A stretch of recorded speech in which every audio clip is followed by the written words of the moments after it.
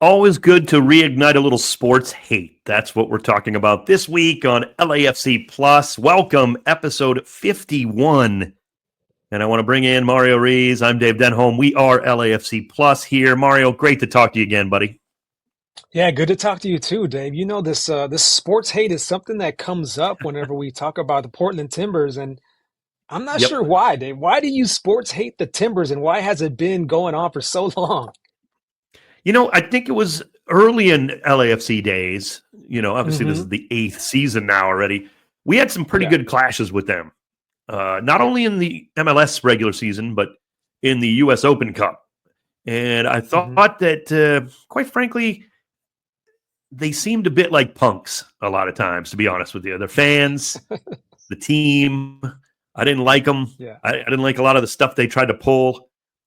I've never been a big fan of Diego Chara. I know everybody loves him. They fall over themselves saying how great he is and all that. As a The human walking being, he yellow might be card? the Yeah. yeah, he might be the greatest dude ever. This is all. That's why we call it, or I call it, kind of coined this when I was doing sports talk for so many Yeah. years, because you have to talk about. Oh, I just can't stand that team. We don't know these guys. Diego Chara might be the greatest dude in the history of the Yeah. Portland Timbers or the history of MLB. He might be the greatest guy ever. So whatever, it's sports hate. It's not real. I Hmm. mean, we don't know these people, and if we did, we'd probably love them all. The fans. I think that, I hate the the Portland Timber fans with sports hate, but they might all be great people. So, and they love MLS or they love the Portland Timbers at least, right? So they got that going for them. Yeah. But yeah, I just sports hate them because on the pitch they were kind of, I don't know, they pulled some junk and just good games. Frankly, we had some battles, and that doesn't hurt. Sometimes we lost, big games with them. So it just kind of Yeah. developed. I'm a Cleveland Browns fan, of course, born and raised in Cleveland, and I can't stand the Pittsburgh Steelers, but the Timbers are they're like number one on my sports hate list, and the Steelers are like 1A, amazingly enough, and that surprises even me, to be honest with you, Yeah. after all these many years. So, yeah, that's We where got it comes plenty of from. time to break down this matchup with the Timbers. We're going to peel the onion little Yeah. by little here on this episode of LAFC Plus. But I think this current stretch of games right now, I think for LAFC, starting with the game, last week over the weekend over San Jose that they won, I think it's a good opportunity for LAFC to just start climbing the Western Conference table as quickly as possible because there's no midweek matches here. No Hmm. midweek matches until May 14th versus Seattle, and that's a home game too, so that kind of helps out. No other tournaments to kind of distract you. It's just time to focus here on the MLS table, the Western Conference table, prepare for each match, just 1 week, one game at a time. Yeah, I agree. And I mean, we love the rhythm of it for doing our broadcast, let alone for a Yeah. team. You get in the rhythm of practicing the certain days. You know when you're leaving if it's a road game, but it's Hmm. not like that jammed in Wednesday affair where you got to do all the media twice of the week. You got to do all the preparations twice in 1 week. So yeah, I Yeah. totally agree. It is a good stretch, but you also can't afford to stub your toe either. Hmm. It's some pressure in a way. I mean, Yeah. of course, being in the Champions Cup and going that, that's always pressure too. You want to win it or whatever. But this is like, these games are here. They're here for the taking. And if Yeah. you don't, then you find yourself stumbling down the Western Conference because nothing is easy in MLS, as we can see clearly. And we'll talk Yeah. more about that, of course, Just too. having that full week of preparation though, and just Yeah. having that time to just breathe a little bit and just focus on the game plan, you get to get a little bit more loose and bring that fun back because you're not thinking go go go, we got to do this, got to do that because the game is coming up in 2 days. It's a Yeah. time And to I think we saw also. that against San Jose. I think we Mhm. did. I think we saw the kind of the getting back to a normalcy, if you will, in a weird, against San Yeah. Jose. Now, again, we've had a run against San Jose. We've done pretty well lately. So, but this is a different San Jose team too. And I thought the performance was really good, not just a win. Yeah. You didn't just get the victory. You played well enough to get the victory, which is good. And if Mhm. LAFC does that, Mario, there's very Yeah. few teams that can beat them, frankly. I mean, Yeah. if any, if LAFC plays to the best of their capabilities, nobody in MLS is going to beat them on that day. But if they play well, they're going to beat just about everybody too on any given And day. it's So, also it's also a chance whenever you have these full weeks of training to also like pick up the intensity of the Yeah, training too, because you get to, you get to test each other and really sharpen up on things, right? Because when you have those short weeks, you don't really want to be too intense because you got to kind of rest up and just yeah. be ready for the game, right? But in training, when you have that full week, you're able to, test each other. And I'm not going to lie, Dave, if I am enjoying this comfortable, just like a one game a week thing here. It's cool. I enjoy it. But if they want to Yeah. throw in that play-in match against Club America, if they want to throw that in, I'm not saying we have any official news because we don't know anything. There's no new news about that. No, but But Mr. man, I know Infantino everybody did at the say officially, yeah. right? There is now video of it, I believe, right? The president of FIFA Hmm. saying that if indeed the court ruling goes against Leon, that Yeah. they can't participate, then it would be a one-game playoff, LAFC and Club Oh, America. That is the plan. We know that. wow. So we'll see how that rolls. Now, we don't know until May or Hmm. early May, but it's still weeks away before you even find out. The more I think of that, my head starts spinning. I'm so excited. So I don't Yeah. even want to get too far ahead of that. You know what I mean? Like, it's just like, it's Right. in the distance. It might happen. Let's just leave it there for now. Otherwise, I'll freak out. But Totally. I will say this one thing to bring up about that you're talking about, I think it's a good point about getting back to that consistency, the intensity level. I'll take it even a step further, Mario. When you're playing, Saturday, Wednesday, Saturday, Wednesday, Saturday, guys Yeah. know they're going to get minutes somehow, right? Even if you're not necessarily the locked in starter, you're going to get minutes somewhere. MLS game, maybe you get the start in Champions Cup every now and again, even if you're a backup, quote unquote. Well, now that we're into one game a week, you got to really bust your butt in practice to even get minutes, right? Because it's not like Yeah. the rotation is less necessary in a sense for a while. If you're a manager, if you're the staff, and you're starting to see like an 11 that's really coming together, maybe the starter, you're going to need your bench. Of course, you need depth.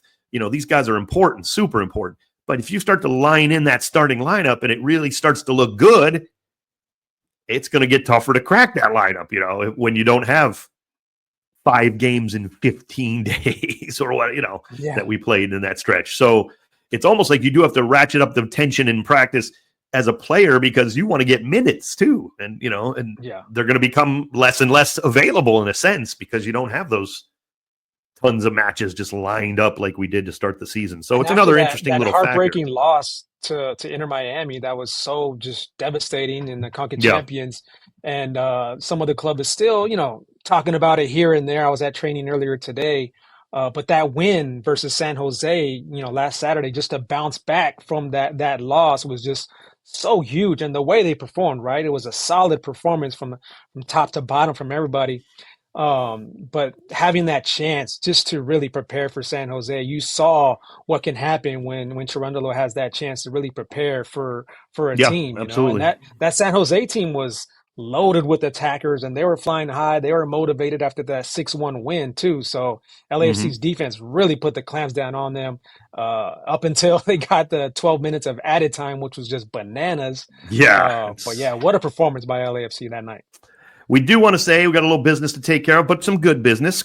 This is episode 51 of LAFC Plus. We had our special episode 50. We ran a contest. Congratulations to Joel San 7418. Maybe it's Joel San 7418. I beg your pardon if I'm not pronouncing it correctly. He has won a couple of a pair of my tickets to the LAFC match in the future. I'm working out with him when and what time and what match and everything. But congratulations to him for winning that contest. And on our Yes. episode 50, we really appreciate his support there. Mario, I got to tell you, we know this, but Mhm. I'm getting old this week. Oh, my goodness. So I'm about to turn Yeah. 55, right? I'm old, so I'm getting there. And I got to go in and get some new glasses. Hadn't had a Okay. prescription change in a couple of years, actually, which is I'm not trying to great. But fight it, Dave. yeah, I I'm have trying to to. fight it. Like So I my go eyes in. are so blurry right now. Well, it's not even that. Here's how bad I am, right? So I know I'm Mhm. going to have a little bit of a prescription change. My eyes didn't change too much, but Okay.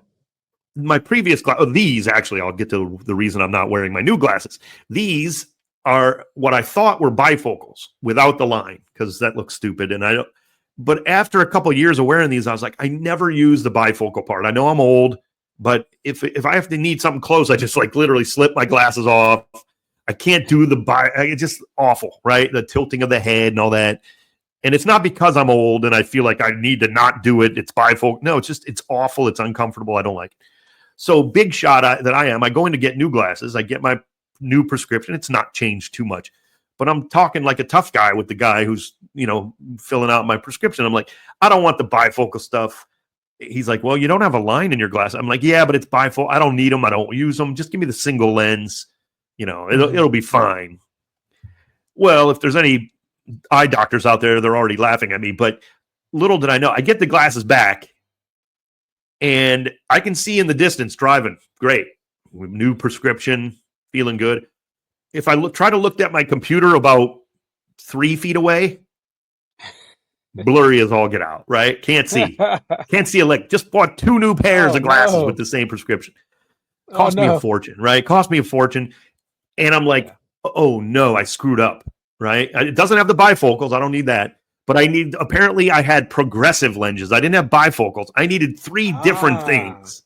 So there's the long range, the intermediate, and the middle of the lens. And then the bottom was the bifocal or whatever, the close range. Well, like a moron, I don't know any better. So I asked for just a single lens with a distance. So I can't see my computer.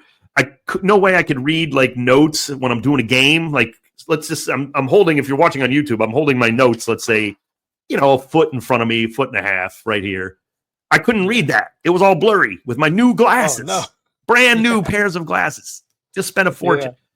So I'm like freaking out. But then I feel like an idiot. I got to call my wife. Like, I think I have to change the lenses and get new lenses. She's like, what?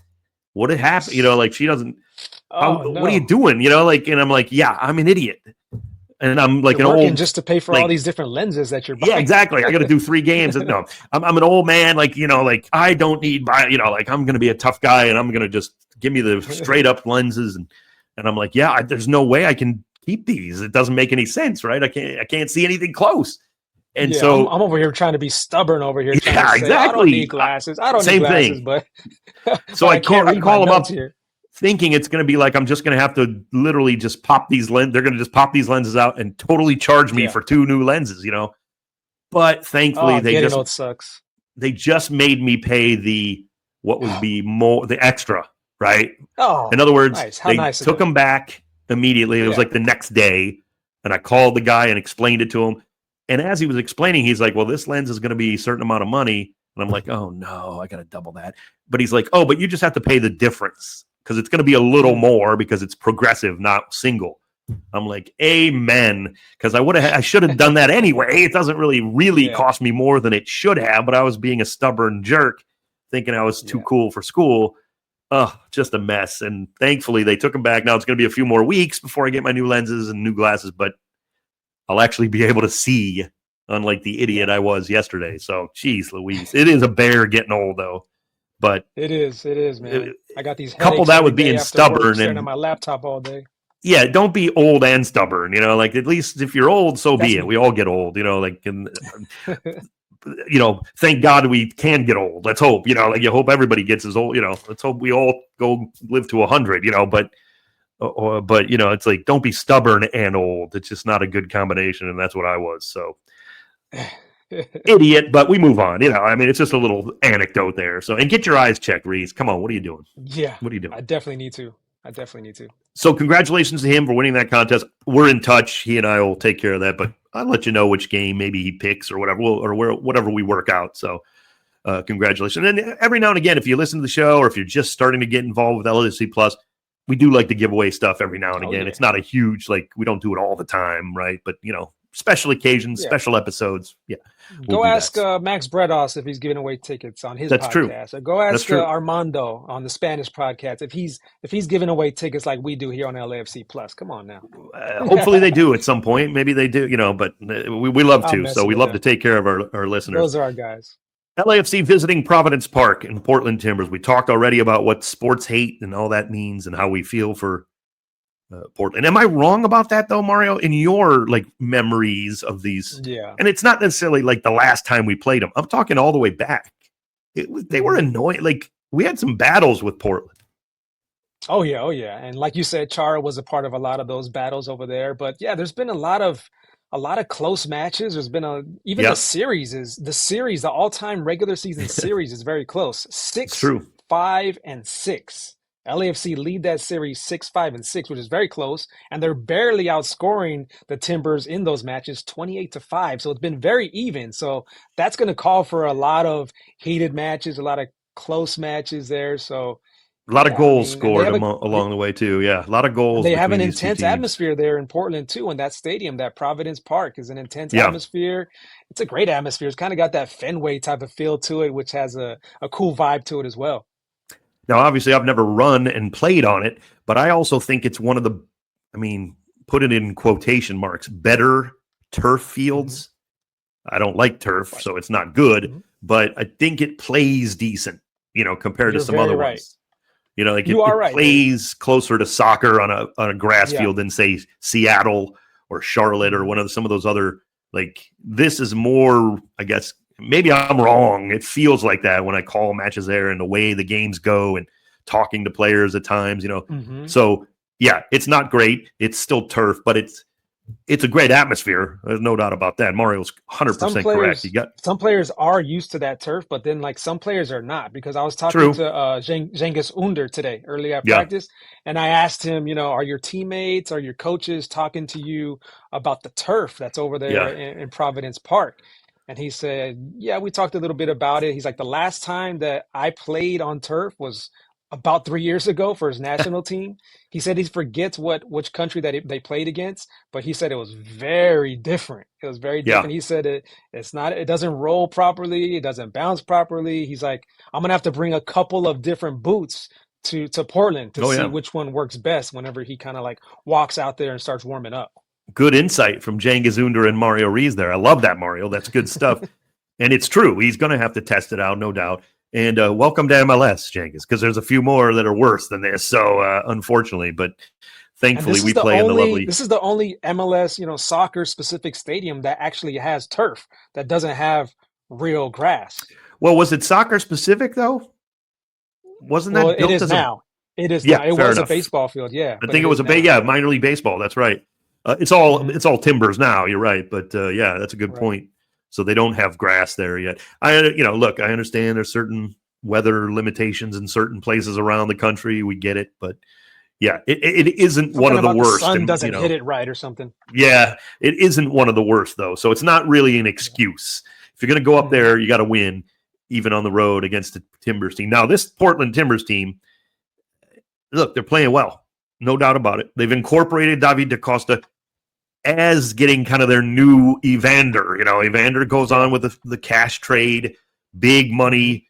Didn't really want to stay. It didn't seem. It looked like it was kind of the time to run his course in Portland. So not that Cincinnati bailed him out. Evander's a great player, but they get $12 million for him. You got to make that deal. You go out to get David DaCosta, who you feel can be kind of replacing him. Then you get Kevin Kelsey, a former FC Cincinnati striker who I like a lot. You've got Anthony working, the wings.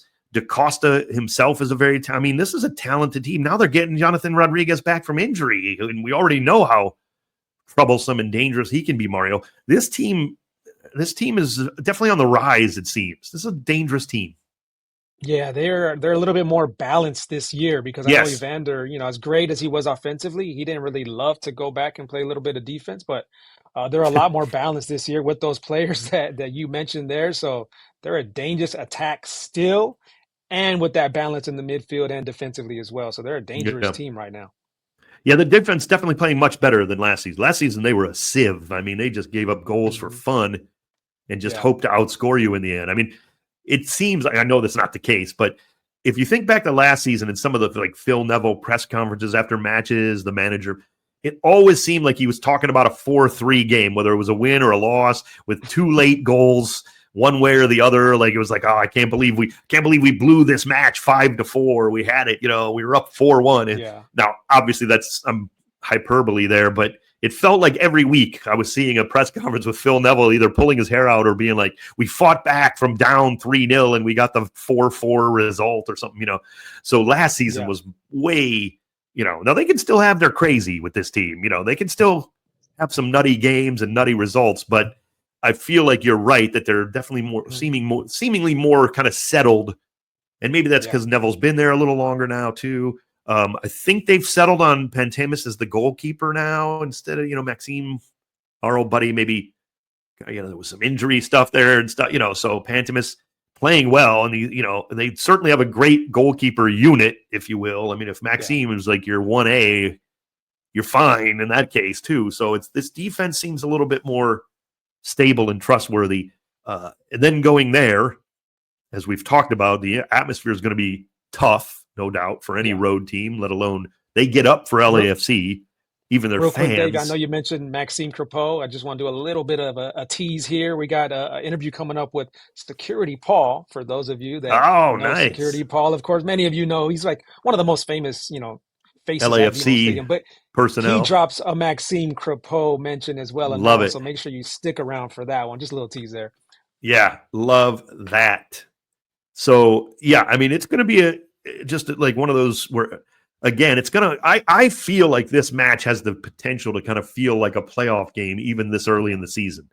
I just They always do, don't they? And I want to go back to last game just a little bit.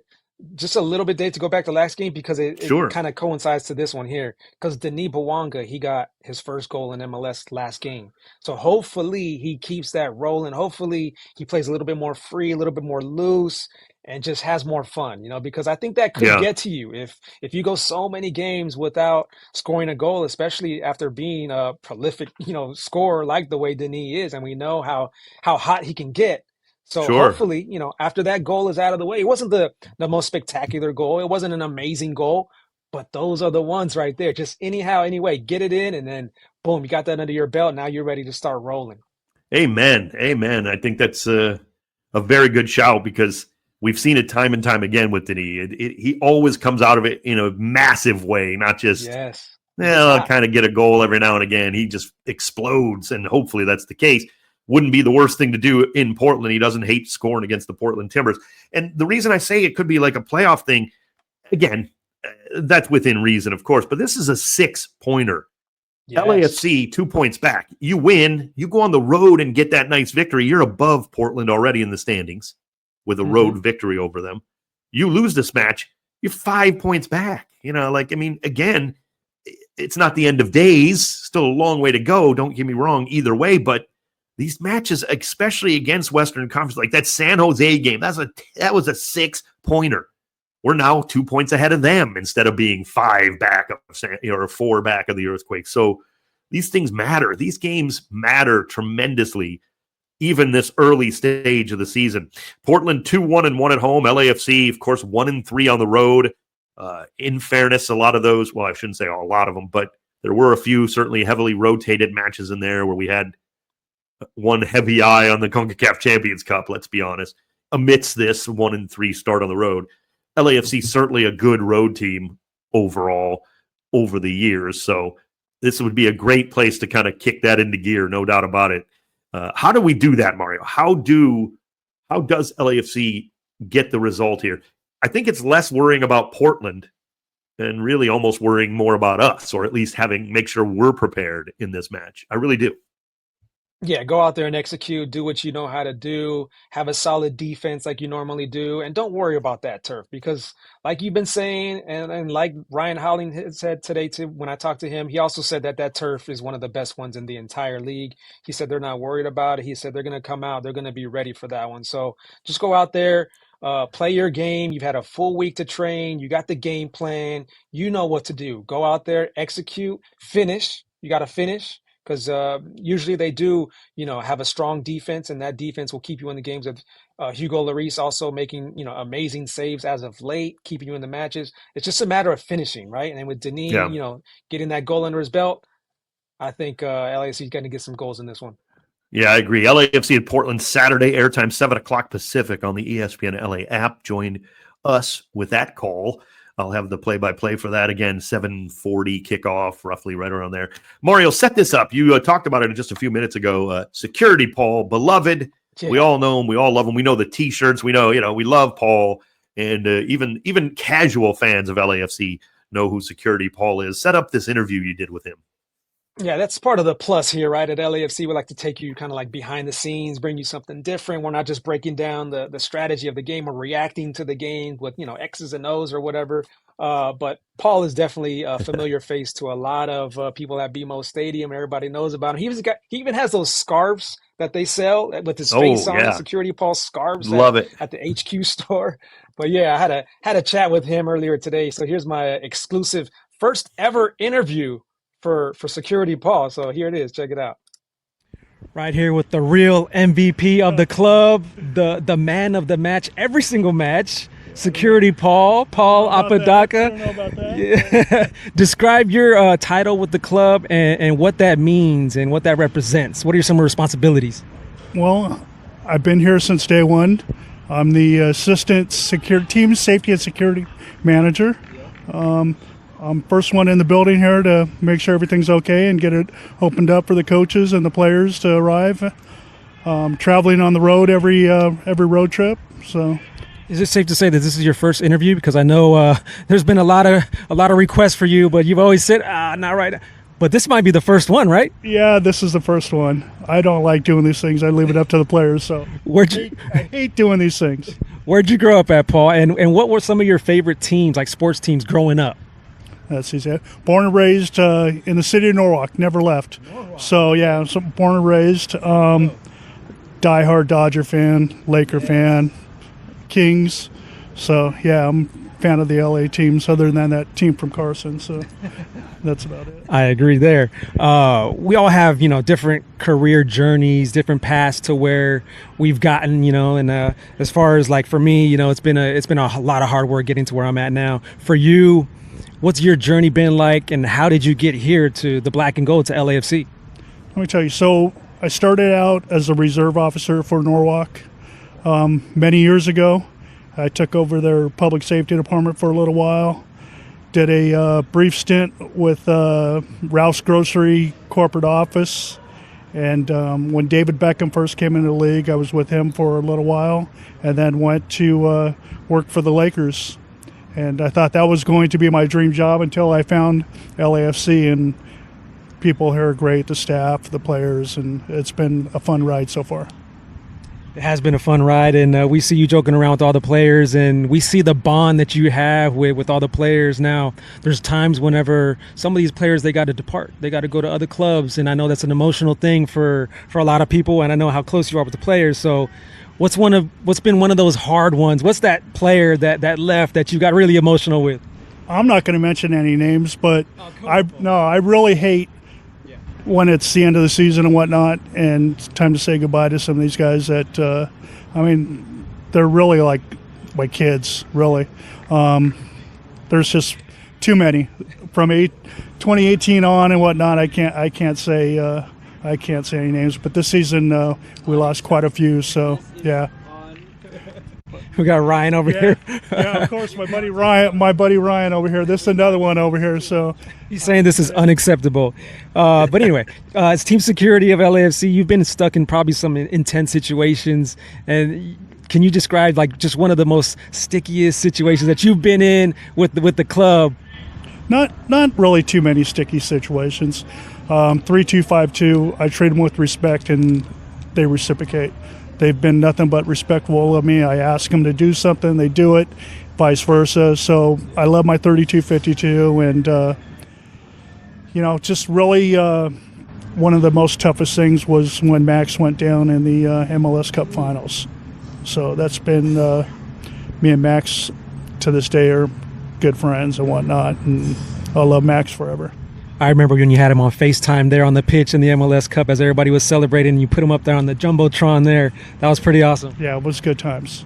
Let's hope to do it again, huh? I was kind of thinking about one of those sticky situations with like Matias Almada or something like that, if you remember that, when he got the red card. Yeah, my friend Matias, and my Tigres coach also that had one of my guys in a chokehold. But, it all comes with it and whatnot, so.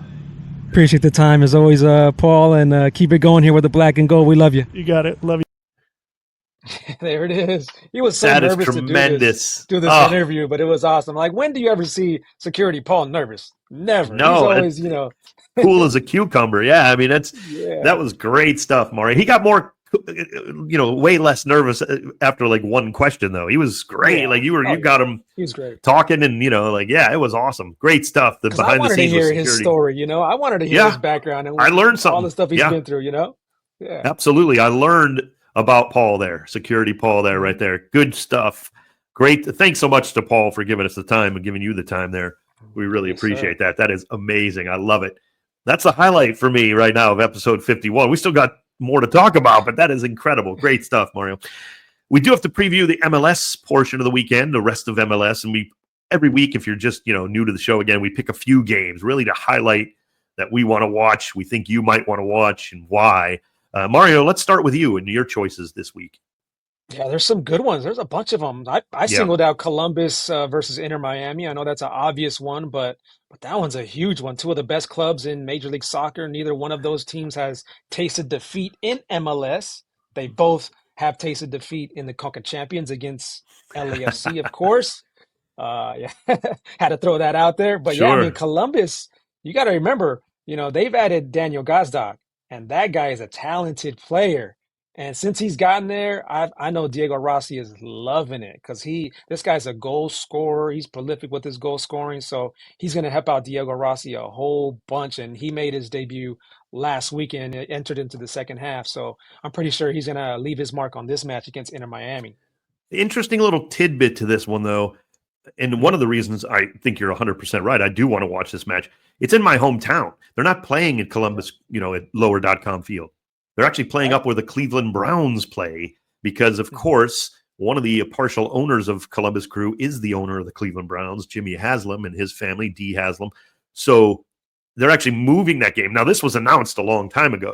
This isn't like we moved it 2 weeks before kickoff.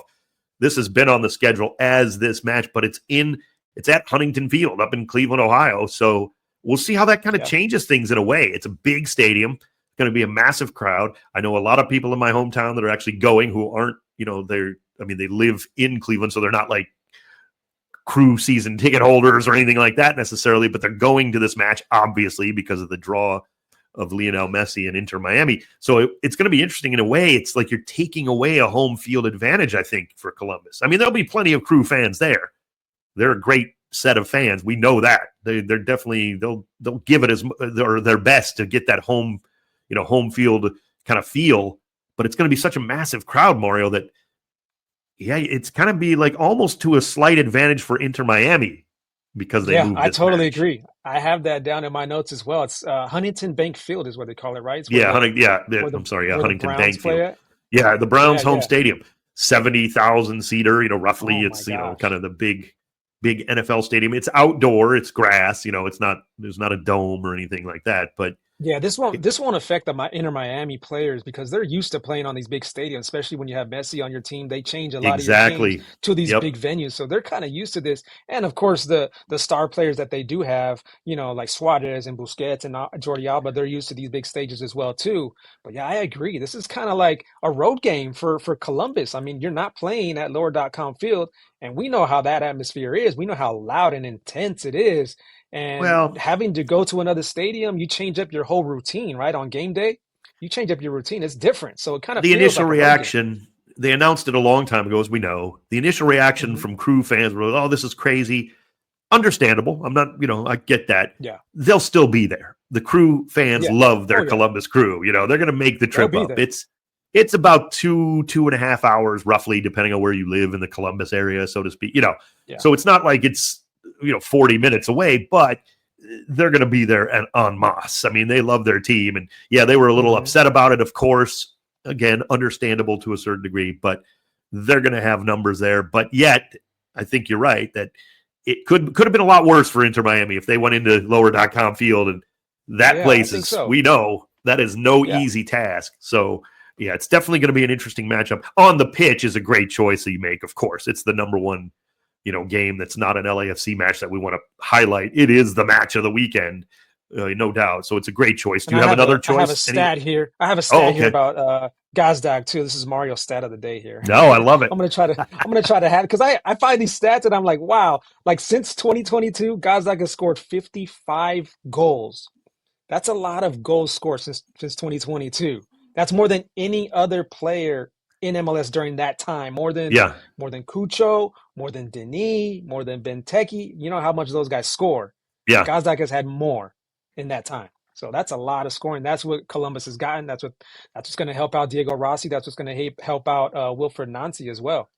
Dave's not made up stat, but I'm not 100% sure it's right. Stat of the day. Okay, I believe I like that. 24 of those, I believe, were penalties, though. So somewhere around that number. Yeah, no, I mean, he took all the penalty, or almost all. And if you remember, Daniel Gazdag, another stat, he didn't miss for a long time with PKs for Philadelphia, especially in the regular season. Didn't he sky over the penalty against us in the MLS Cup final? He did. He missed. He kicked it over the bar. Remember, he kind of tripped. Yep. Yeah, it wasn't. I mean, to his credit, quote unquote, he did kind of just slip before he even got there. But it was interesting because he was automatic.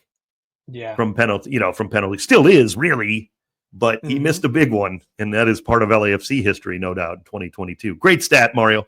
Great choice. Do you have another game before we move on to my picks, or Charlotte hosting San Diego is a good one? Love it. Charlotte hosting San Diego. 5 big wins so far for Charlotte FC, who, they got a solid roster. Pep Biel is playing amazing for them right now. Second place in the East, just right behind Columbus as we're talking right now. But yeah, they're on a roll. They're on a good stretch, good form right now, winning 4 out of their last 5 games.